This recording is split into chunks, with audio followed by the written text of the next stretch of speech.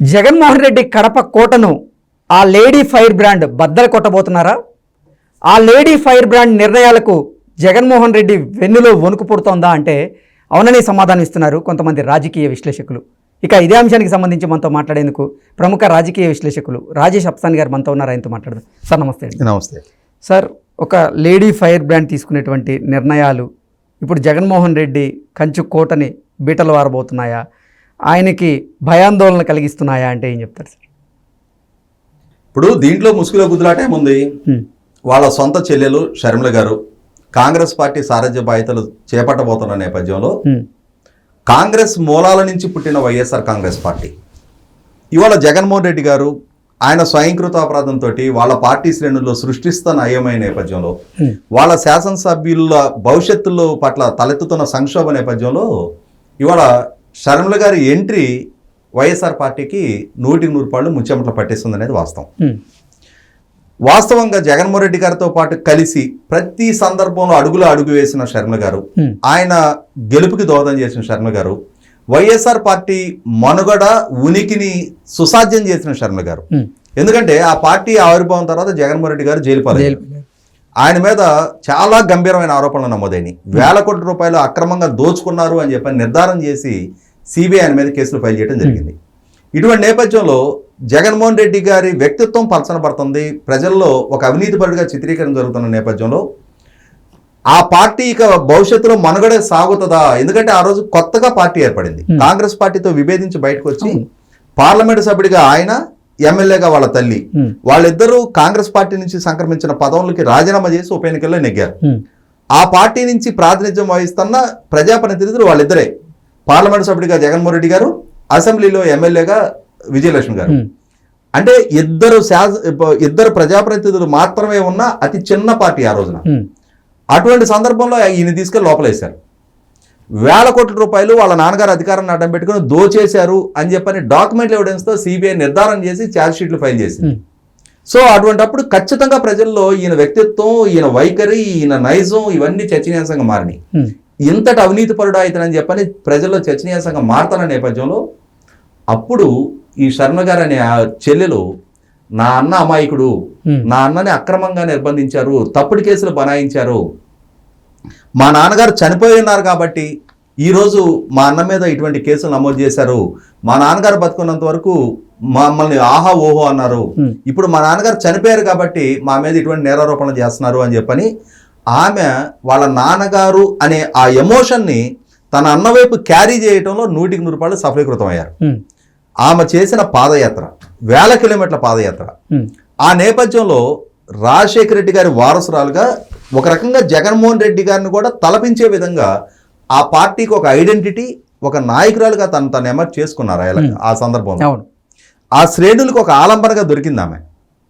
Party ఇక ఉండదు, ఇక ఈ పార్టీ పుట్టి మునగటం అనుకున్న స్థాయి నుంచి సజీవంగా పార్టీని నిలబెట్టింది ఆమె. కానీ జగన్మోహన్ రెడ్డి గారు 100% 2019 ఎన్నికల దాకా ఆమె ప్రచారాన్ని వాడుకున్నారు.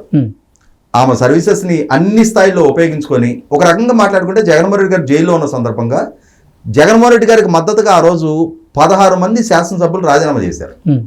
మొత్తం 17 స్థానాలకు ఎన్నిక జరిగినాయి. విజయనగరం జిల్లాలో ఒక తెలుగుదేశం ఎమ్మెల్యే చనిపోతే అక్కడ ఒక నియోజకవర్గానికి, అది కాకుండా 16 నియోజకవర్గాల్లో జగన్మోహన్ రెడ్డి గారికి మద్దతుగా ఎమ్మెల్యేలు రాజీనామా చేసి ఎన్నికలు జరిగినాయి. ఈ ఎన్నికలు జరిగితే ఆ విజయనగరం జిల్లాలో ఎమ్మెల్యే ఒకటి తప్పించేస్తే మిగిలిన 16 చోట్ల తెలుగుదేశానికి డిపాజిట్ రాలా. ఒంటరిగా పోరాటం తల్లి కూతురు వీళ్ళిద్దరే చేశారు. ఆ రోజున జగన్మోహన్ రెడ్డి గారి తరఫున ప్రచారం చేశారు. కాంగ్రెస్ పార్టీ తరఫున చిరంజీవి గారు అప్పుడు కేంద్ర మంత్రిగా ఉన్నారు, మెగాస్టార్, అత్యంత ప్రజాకర్షణ కలిగిన నటుడు, ఆయన కూడా ప్రచారం చేశారు కాంగ్రెస్ పార్టీ తరఫున. చేసినా కూడా తెలుగుదేశానికి అయితే డిపాజిట్లు కూడా దక్కల. 16 స్థానాలు వైఎస్ఆర్సీపీ గెలవగలిగింది. ఇటువంటి నేపథ్యంలో సజీవంగా ఆ పార్టీని నిలిపిన షర్మిల గారిని జగన్మోహన్ రెడ్డి గారు 2019లో అధికారం దక్కిన తర్వాత ఖచ్చితంగా ఆమెకు అన్యాయం చేశారు, వివక్ష ప్రదర్శించారు, ఆమెని విస్మరించారు. ఇది ఆమెకు అన్యాయం జరిగిందన్న భావన సమాజంలో ఉంది. కాకుండా ఇక్కడ వచ్చేప్పటికి ఏంటంటే షర్మిల గారు గుడ్డిగా అన్నను సమర్థించారు. ఆయన చేసిన ప్రతి తప్పుని భుజాన వేసుకున్నారు, ఆయన అమాయకుడిగా చిత్రీకరించారు. ఇవాళ పాలకుడిగా జగన్మోహన్ రెడ్డి గారు చేస్తున్న లోపభూయిష్ట విధానాలను ఇప్పటిదాకా ప్రశ్నించాల. ఆమె తెలంగాణకు పరిమితం అయ్యారు. ఇప్పుడు మొట్టమొదటిగా ఆమె ఆంధ్రప్రదేశ్ రాజకీయాలకు అడుగు పెట్టబోతున్న నేపథ్యంలో ఖచ్చితంగా జగన్మోహన్ రెడ్డి గారు ఇప్పుడు అభ్యర్థుల ఎంపిక దగ్గర సృష్టించుకుంటున్న సంక్షోభ నేపథ్యంలో ఆళ్ల రామకృష్ణారెడ్డి లాంటి ఒక జగన్మోహన్ రెడ్డి గారి పట్ల నిన్నటిదాకా అత్యంత లాయల్టీ ప్రదర్శించిన ఎమ్మెల్యే వైసీపీ పార్టీకి ఎమ్మెల్యే పదవికి రాజీనామా చేసి జగన్మోహన్ రెడ్డి గారిని విమర్శ చేస్తా నేను షర్మిల గారితో నా ప్రస్థానం మొదలు కాబోతుంది అని చెప్పని ప్రకటించిన నేపథ్యంలో ఇదే బాటలో ఇంకెంతమంది పయనించబోతున్నారు, ఇంకెంతమంది వైఎస్ఆర్సీపీకి సంబంధించిన ఎమ్మెల్యేలు కానీ వివిధ హోదాల్లో ఉన్నవాళ్ళు కానీ జగన్మోహన్ రెడ్డి గారితో విభేదించి షర్మిల గారి నుంచి రాజకీయ ఆశ్రయం పొందబోతున్నారు అన్న చర్చ చాలా విస్తృతంగా జరుగుతుంది. వైసీపీ పార్టీలో ప్రకంపనలకు కారణం అవుతుంది. జగన్మోహన్ రెడ్డి గారిని ఒక రకంగా షేక్ చేస్తున్న అంశం ఇది. కాబట్టి ఏంటంటే ఎందుకు ఇక్కడ 2019 ఎన్నికల్లో ఆయనకి సహకరించిన సమర్థించిన ఆయనకి ఓట్లేసిన చాలా వర్గాలు ఇవాళ జగన్మోహన్ రెడ్డి గారి పాలనా తీరు పట్ల విసిగి వేసారి విరక్తి చెంది దూరం జరిగి ప్రతిపక్ష పార్టీలకు చేరువుతున్నారు. ఇక్కడ ఇంకొక కీలకమైన అంశం ఏంటి, ప్రతిపక్ష పార్టీలు గత 2019 ఎన్నికల్లో తెలుగుదేశం జనసేన విడివిడిగా పోటీ చేసింది. ఇవాళ ఈ రెండు పార్టీలు కలిపి పోటీ చేయబోతున్నాయి. అంటే ఇక్కడ ప్రభుత్వ వ్యతిరేక ఓటు ఆల్రెడీ ఈ రెండు పార్టీల దిశగా పోలరైజేషన్ అయిపోతుంది, కన్సాలిడేట్ అవుతుంది. ఇవాళ ప్రభుత్వ వ్యతిరేక ఓటు పెరుగుతుంది. ఆ పెరుగుతున్నది ఈ కూటమికి జతపడుతుంది. అదే సందర్భంలో పోయిన ఓట్లు పోగా ఈ మిగిలిన ఓట్లలో కొంతమంది టికెట్ల ప్రాతిపదికగా ఇవాళ కాంగ్రెస్ పార్టీ వైపు పయనించినప్పుడు రాజశేఖర రెడ్డి గారి సంతానంగానే చలామణైన జగన్మోహన్ రెడ్డి ఇవాళ ఇంకొక రాజశేఖర రెడ్డి గారి సంతానం షర్మిల రూపంలో ఒక థ్రెట్ ఎదుర్కోవడం అనేది అందులో సొసైటీలో already proven established leader Sharmila, ఆమెం అనామకురాలు కాదు. కాబట్టి ఎంతో కొంత స్థాయిలో ప్రభావితం చూడడానికి ఆస్కారం ఉంటుంది. అదే సందర్భంలో ఇవాళ జగన్మోహన్ రెడ్డి గారితో విభేదిస్తున్న ప్రతి నాయకుడు ఈ కూటమికి దగ్గర కాలేరు. ఎందుకనంటే జగన్మోహన్ రెడ్డి గారి నీడలో ఉండి నిన్నటిదాకా ఇష్టారీతిన ఈ కూటమిని దూషించారు. ప్రజలకి పట్ల ప్రజల నుంచి కూడా సానుకూలత లేని వాళ్ళు ఉన్నారు చాలామంది. కానీ వాళ్ళకున్న ఆ కామన్ ఎజెండా కాంగ్రెస్ మూలాలు షర్మిల గారి వైపు పయనించడానికి ఆస్కారం ఉంది. ఆ పయనించిన నేపథ్యంలో వీళ్ళందరికీ రాజకీయ ఆశ్రమం అల్టిమేట్ డెస్టినీగా కాంగ్రెస్ పార్టీ షర్మిల గారు మిగలటం ఖాయం. ఎంత స్థాయిలో అయినా ప్రభావితం చూపని రేపాళ్ళు అంతటి స్థాయిలో అది వైసీపీ పార్టీకి బొక్కబెట్టడం ఖాయం. ఇప్పటికే ప్రభుత్వ వ్యతిరేక ఓటు తనకు వెనక తిరిగిన చాలా వర్గాలు దూరమయ్యి ప్రతిపక్ష కూటమికి చేరువైపోయారు. యువత ముఖ్యంగా జగన్మోహన్ రెడ్డి గారి వాగ్దాన ప్రభావంతో ఆయన కల్పిస్తానన్న అద్భుత భవిష్యత్తు ఆయన అరిచేతుల్లో ఇంద్రధనస్సులు చూపించారు వాళ్ళకి. అది ఇంద్రధనస్సు అది మన కళ్ళకే కనిపిస్తుంది, అది ఫిజికల్గా ఉండదు అనేది రిలీజ్ అవడానికి యువతకి 4.5 సంవత్సరాల కాలం పట్టింది.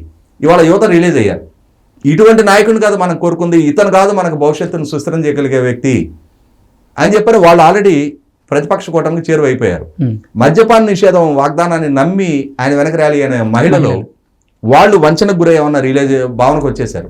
వాళ్ళు ప్రతిపక్ష కూటమిని ఆదరించుతున్నారు ఆల్రెడీ.